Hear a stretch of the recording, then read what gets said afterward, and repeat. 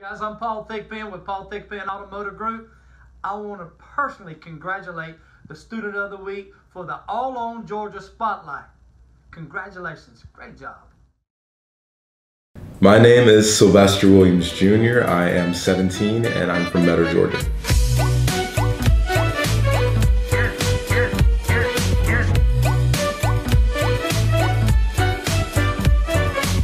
I live at home with my mom and my two younger brothers. My mom is Valissa Smith and I have a brother 4 years younger than me, Messiah Smith.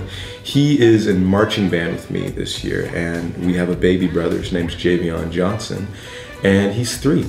Something that I deeply enjoy about being a student at Metter High School is just the friends that I've made here. And I've made these friends through like a majority of the performing arts programs like band, art, drama, chorus.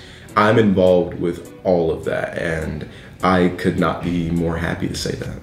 In regards to the fine arts programs at Metter, like I said, I've met so many really amazing, interesting people. Band was my first. I've been in band for 7 years now. I've been marching for 5, and I have met so many amazing people. I know I keep saying that, but they truly are wonderful to be around. And Miss Golden, our band director, she is like another mother to me. That you'll see that's a recurring theme in all of these different programs. But just the joy of being able to play an instrument well is amazing, and being a part of this big group with one task and to sound good, that's amazing. I love that. But in regards to chorus, I'm a singer. I love to sing. I sing even whenever it sounds bad, and I've been singing ever since I was little. But I've been singing at Metter ever since 7th grade with Mr. West. Really great guy. He's like a dad to me. He's so helpful whenever it comes to like helping me with my music, and I perform solos for different events throughout town and other places, like competitions, and I can proudly say that he's helped me develop my voice as a singer and just expand my repertoire. In regards to like drama, like acting, I am the vice president of the thespian troupe here at Metter. I do believe it's Troupe 8206. I hope I'm not wrong. But I'm a born actor. I love taking on different roles, like characters, and whenever I take on the role of a character, I am that character. I take on the personality of that person, the quirks that they may have, something that they may do with their hands or something like that. But I get into that mindset of what it means to be them. And I love that as an actor. I love being able to take people different places with just my words and emotions alone. It's very powerful. And last but not least, art. Interesting enough, I've never been in an art class at Metter, but I was in art club, and I always stay involved with Miss Huffmaster, who is our art teacher here. And I have been drawing ever since I was young as well, and every time I do something that I think is, you know, at least halfway decent, I show it off to Miss Huffmaster, and she always gives me like maybe critiques or lots of praises as to shading I may do, or different angles, different faces. She tells me a lot that she loves the characters and the style that I draw in, and I really like that. Well, the faculty at Metter High School, I have to say, is pretty cool. Not to be that kid, but I've made friends with a lot of the teachers here, or at least I'd like to think so. And they deeply enjoy me. Like, whenever it comes to band, chorus, drama, and art, band, Miss Golden, chorus, Mr. West, drama, Miss O'Connor, and art, Miss Huffmaster, they always just help me go forward whenever it comes to like my different hobbies and my likes. And I love how compassionate the faculty is about helping students that are genuinely just interested in bettering themselves as a whole. And I deeply enjoy that. Well, I will go down the list from band, chorus, drama, then art. Well, for band, I have always been just so intrigued with someone's ability to play an instrument. I was like, wow, that's amazing. They're just using their bodies and like that weird piece of equipment to make such a beautiful sound. And I play the trumpet, and the thing that put me on the trumpet was the movie The Princess and the Frog. There was this alligator named Lewis, and he played the trumpet, and I was like, wow, I want to do that whenever I get older.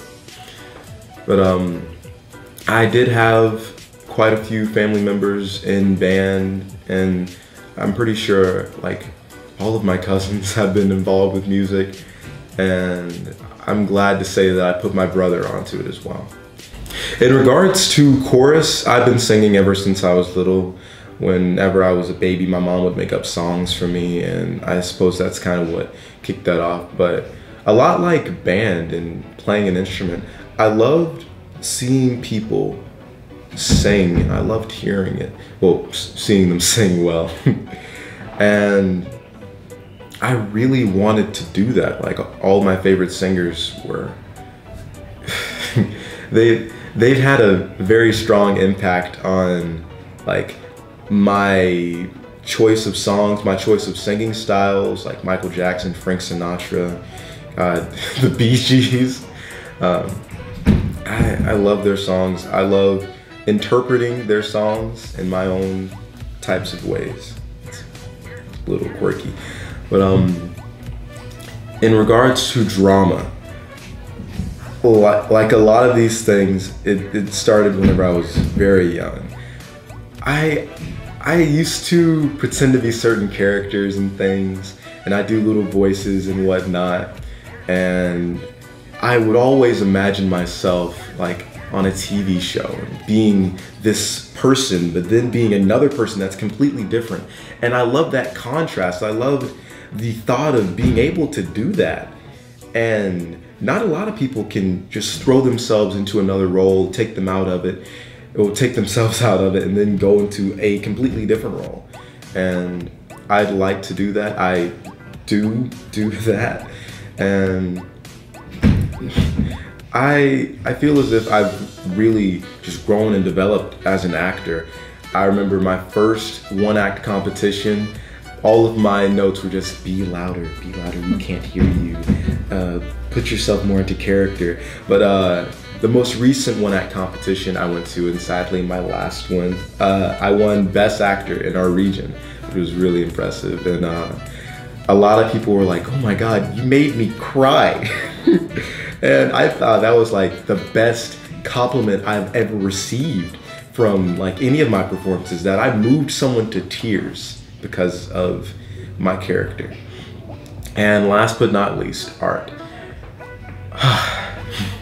Art is another very deep one.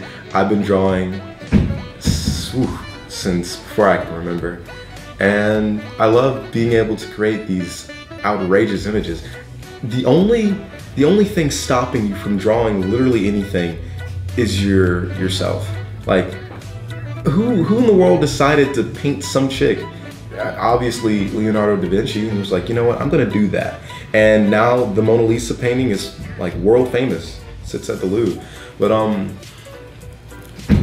I remember trying to weave together a bunch of intricate stories with my drawings. And whenever I got older, in 4th grade, I started up a little series of comic books. I had several.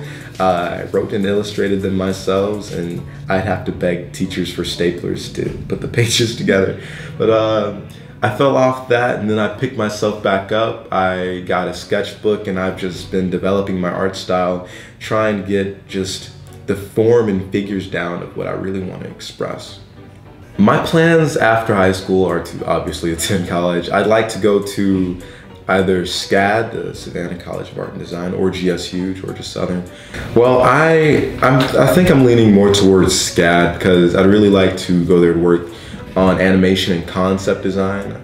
I love animation, I'd like to like voice some characters for that, and I'll get into that later. But whenever I got into comic books, I was like, wow, what if I turned this into a cartoon? Whoa.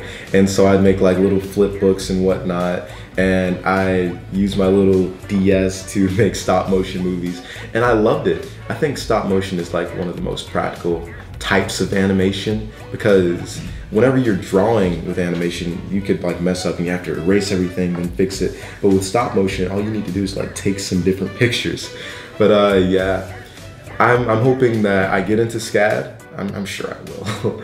And I'd love to just expand on what I know about stop motion and animation and concept design as a whole. And after SCAD, I'd like to, you know, work on some animation projects and stuff like that. But primarily, I want to be, you know, an actor, either screen actor or voice actor. Preferably voice actor, because I can do lots of different characters, and I love the range I've developed with my voice. Like, I could go like, you know, really low or really high whenever it comes to certain things. And just the range of just different people you can make up with all that stuff is amazing. But yes, I'd really like to be a voice actor. A screen actor would be also really neat, just to see myself up on a big screen and just be world famous. Wonderful. Do you want to do a couple impressions or voices for us? Sure thing. All right. My best received impression would have to be my near perfect Elmo impression. And I love that. And I'll set it up like this. I'll start warming my voice up to be really, really low, like la la la la la la la. And then I'll go really high, like this, and say, "Hi, baby, I'm Elmo, hi." I love that. It's amazing. Let's see here. What other really wacky voice can I do? One of my favorites is like actually a character. It's like, you know, a stereotypical surfer guy. Like from like California, they're always like, "Hey man, did you catch that wave over there? It was totes gnarly." I'm sure we don't all speak like this, but enough due to the point where it's become a stereotype. And we're just all laid back, and our hair's like dyed blonde and our skin's fried brown. But yeah, I love my characters and my different voices. It's so fun. Like sometimes I may be feeling a tad bit maniacal, and I'll try to do something like Christopher Lee. Like I'll sit up and be all like, "Yes, my name is Lord Christopher Lee, and I shall rip out I don't know the living sparks of small children." Weird stuff.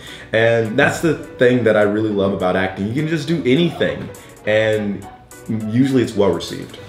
Well, who is my role model? My parents are very big on that. My dad, he is the strongest guy I know personally. He's got like muscles on top of muscles. Whenever he was my age, he'd lift up people's cars from the back and move them other places and laugh when they got confused. My dad, he is such a well-liked person where he comes from, and I love that about him, and it actually rubbed off on me. Like a lot of people deeply enjoy me as a person, and I get that from him. But he's so smart in his own ways, and like I love whenever he tells me his different stories about like what he's done in life, how he's traveled to a lot of places around the South region, like Mississippi, Florida, Alabama, the Carolinas, and all of his adventures in Georgia and stuff like that. I love hearing my dad's stories. But my mom, I'd have to say, is by far the strongest person I know mentally. She has gone through so much. Like whenever she was born, one of her legs was shorter than the other, and she had to endure bullying because of her weird platform shoes, but she actually had to relearn how to walk when she was 9. And she has really struggled but never given up, and I love that about her. I want her to know this. I think I tell her, but I don't think I tell her enough. But she inspires me to keep going. Her and my dad are always pushing me and my brothers to do my best in everything. Like, I like I said, I'm involved with a lot of stuff, and I'll play a song for them, I'll sing a song for them, I'll act out something, or I'll show them a picture I drew. And I love just the stuff they say about it. My dad, he always brags about me to all these people that he meets. I'm like usually his main topic of conversation. And my mom, she's so proud of the things I do. Sometimes she posts them on Facebook and stuff like that. And I love the support they give me, and not a lot of people can say that about their parents, and I'm proud that I can. If I could give any piece of advice to younger people, it'd be to enjoy every second of life. Even if things aren't going your way, understand that there is a silver lining in everything. I try to keep a mostly positive outlook on things, and I've started to realize that whenever you keep a positive outlook on things, you actually start to, feel calm in scary situations, and you start to think a lot clearer. And clear thinking is essential throughout life. It's very good to always keep logic in mind whenever you make decisions or interact with certain things or people. Always think logically, but never ignore your emotions. Your emotions are what drive you. They give you your desires. Well, desires are tied into emotion, but if you don't have any emotion in what you do, then whatever you're doing is clearly pointless.